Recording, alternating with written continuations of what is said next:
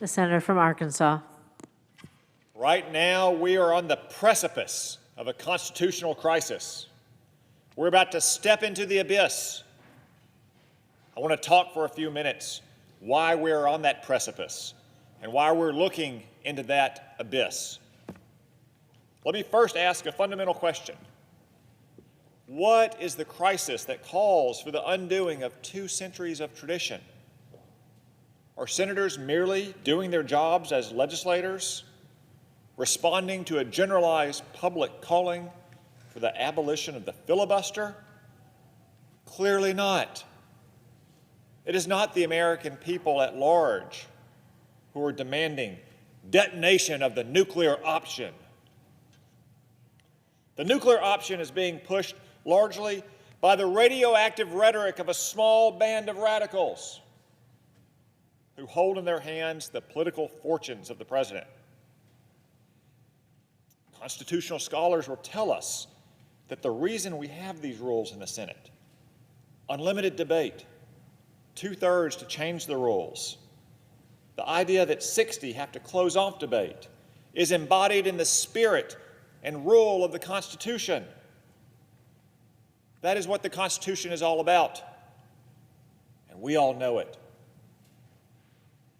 It is the Senate where the Founding Fathers established a repository of checks and balances. It's not like the House of Representatives, where the majority leader or the speaker can snap his fingers and get what he wants. On important issues, the Founding Fathers wanted, and they were correct in my judgment, that the slimmest majority should not always govern. The Senate is not a majoritarian body. The bottom line is very simple. The ideologues in the Senate want to turn the Founding Fathers, what the Founding Fathers called the cooling saucer of democracy, into a rubber stamp of dictatorship. They want to make this country into a banana republic, where if you don't get your way, you change the rules. Are we going to let them? It will be a doomsday for democracy if we do. I, for one, hope and pray that it will not come to this.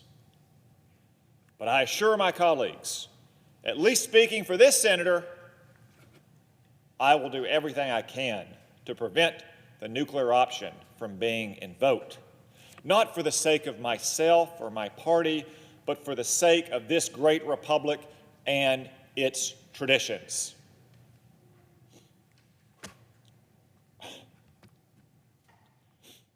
Those are powerful words, but they're not mine. Every word of my speech today was originally spoken by our esteemed colleague, the senior senator from New York, Chuck Schumer. Senator Schumer spoke so eloquently in defense of the Senate's rules, customs, and traditions when the fortunes of his party looked a little different. My, how times have changed. Now it's Senator Schumer's fingers that are hovering over the nuclear button, ready to destroy the Senate for partisan advantage. Think about it. The narrowest majority in Senate history wants to break the Senate rules to control how voters in every state elect senators.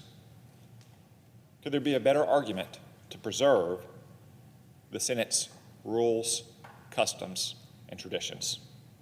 So before it's too late, let us reflect on the wise and eloquent words of Senator Schumer. Words that are as true today as they were when he spoke them, even if Senator Schumer is singing a different tune today. Madam President, I yield the floor.